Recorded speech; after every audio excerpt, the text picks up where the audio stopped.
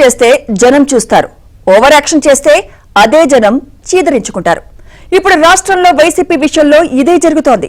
పెన్షన్ల పంపిణీ అంశంలో వైసీపీ ఓవర్ యాక్షన్ శృతి మించి వెకటి పుట్టించింది. వాళ్లు క్రియేట్ చేసిన డ్రామా రాష్ట్రంలో చర్చనీయాంశంగా మారింది.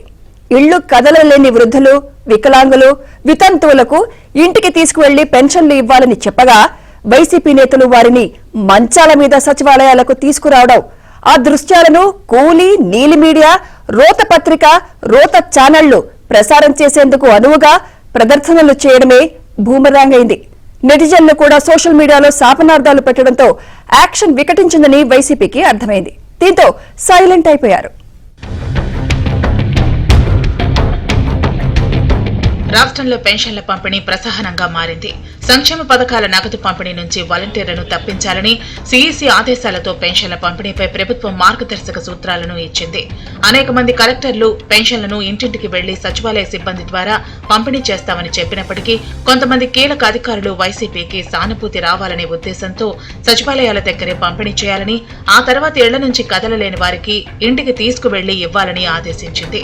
ఈ విషయాన్ని మీడియా ద్వారా తెలుసుకోవడంతో పాటు వైసీపీ నేతలు కూడా క్షేత్రస్థాయిలో పెన్షన్లందరినీ సచివాలయాలకు వెళ్లాలని పురమాయించారు.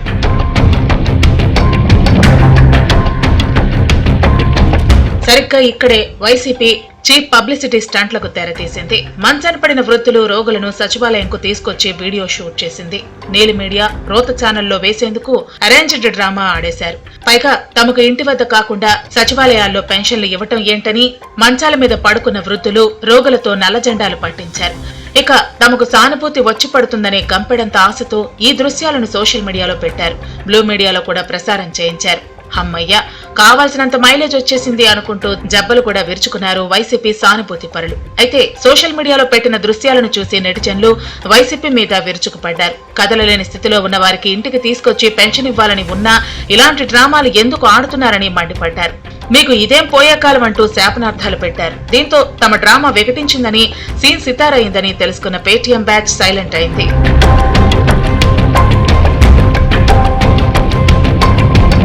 ఈ అంశాలపై వెంటనే ఎన్నికల కమిషన్ కు ఫిర్యాదు చేయాలని ప్రతిపక్షాలు నిర్ణయించాయి.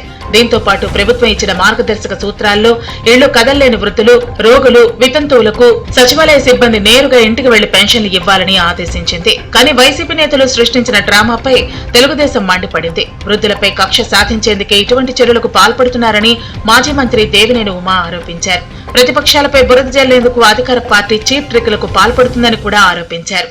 జగన్మోహన్ రెడ్డి కన్సర్న్లలో ఇవాళ వైసీపీ మంత్రులు, ఎమ్మెల్యేలు కన్సర్న్లలో పనిచేయటం వల్ల వెన్నెముక లేని ఈ అధికారులంతా కూడా ఇవాళ ఈసీ బదిలీకి, ఈ కొరడాకి బలయ్యారు. 10th క్లాస్లో ఫస్ట్, ప్రశ్నాపత్రాలు లీక్ చేయడంలో ఫస్ట్, ఇంటర్మీడియట్లో ఫస్ట్ అన్నావు, డిగ్రీలో ఫస్ట్ అన్నావు. ఇవాళ నీ యంత్రాంగం కూడా ఎలక్షన్ కమిషన్ కొరడాలో బదిలీ అయిందంటూ ఫస్ట్ వచ్చావు జగన్ రెడ్డి. పేదవాడికి పెన్షన్ ఇవ్వటానికి, వృద్ధులకు పెన్షన్ ఇవ్వటానికి 56 లక్షల మంది పింఛన్దారుల్ని ఈ మండు టెండల్లో మీరు సచివాలయాలకు రమ్మన్నారంటే మీరు ఒక్క నిమిషం కూడా ఆ పదవిలో ఉండటానికి మీరందరూ కూడా అర్హులు కాదు. వృద్ధులు, వికలాంగులు, వితంతువులను మంచాల మీద 3 చక్రాల బండిపై సచివాలయానికి తీసుకొచ్చిన నేతలు, వ్యక్తులపై వెంటనే చర్యలు తీసుకోవాలని డిమాండ్ చేశారు. ఎన్నికల కమిషన్ నిబంధనలు, ప్రభుత్వ మార్గదర్శకాల సూత్రాలను ఉల్లంఘించిన వారిపై కూడా కేసులు నమోదు చేయాలని కోరారు.